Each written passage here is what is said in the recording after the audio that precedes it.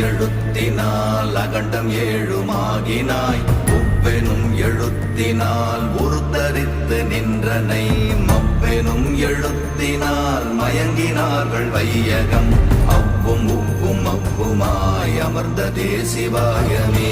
ஓம் நமச்சிவாய ஓம் ஓம் நமச்சிவாய ஓம் நமச்சிவாய ஓம் ஓம் நமச்சிவாய ஓம் நமச்சிவாய ஓம் ஓம் நமச்சிவாய ஓம் நமச்சிவாய ஓம் ஓம் நமச்சிவாய.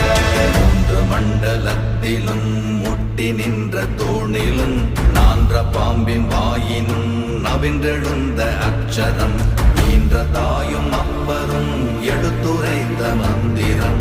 தோன்றுமோர் எழுத்துளே சொல்ல வெங்குதில்லையே.